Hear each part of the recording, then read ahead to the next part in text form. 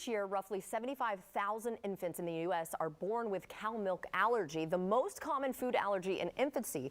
But despite it being the most common, it's often difficult to recognize and diagnose. Pediatrician and mom to a child with food allergies, Dr. Jenna Timboe, joins us now to talk about the signs and what to do if you suspect your infant is allergic to cow's milk. So thank you for joining us. What are some of the signs and symptoms of these allergies in babies? Thanks for having me.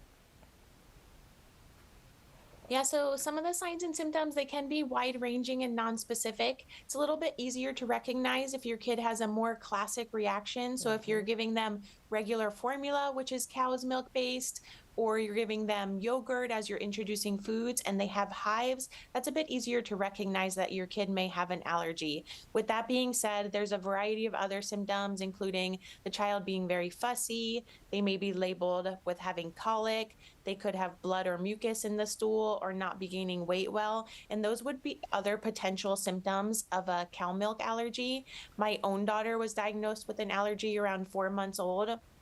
And prior to that, even breastfeeding, she was absolutely miserable. Wow. So if your child's showing any of those signs, please talk to your healthcare provider. We're here to help you guys. And that's why I'm excited to partner with Nutricia, bringing Pepticate to the United States. It's been in Europe for 30 years, and now it's an option in the US for a hypoallergenic formula. Yeah, talk about that hypoallergenic baby formula. What exactly is that? Yeah, so regular formulas or cow's milk, the protein itself is very large. And so in hypoallergenic formulas or these extensively hydrolyzed formulas, the protein is broken down into much smaller fragments, and that makes it easier for the baby to digest. And then the small fragments also go unrecognized by the immune system, so they can take the formula and they don't develop an allergic reaction. One of the benefits of this Pepticate formula is that it contains lactose, which makes it taste better.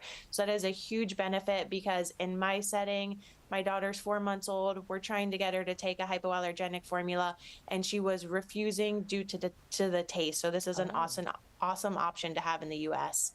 Yeah, definitely. So I'm not a parent, so it hasn't really affected me, but the baby formula shortage that we've been hearing about, is this something that is still an issue? And if so, how can caregivers and parents navigate that? We're definitely in a lot better place now than we were in 2022. So it's less stressful right now, but it has been a very trying year for parents trying to raise their babies and also find formulas for them. So if you have any concerns regarding being able to get your baby a particular formula, especially some of these specialty ones, definitely talk to your healthcare provider so we can help navigate that with you. Yeah, I mean, even not being a parent, when I heard that in the headlines, I was scared for my friends. I'm like, this is terrifying. I mean, I could just feel what the parents were feeling, the panic, you know, when you first hear there's a shortage, and especially for those babies who can't use the breast milk. All right, well, where can we go for more information on all of this?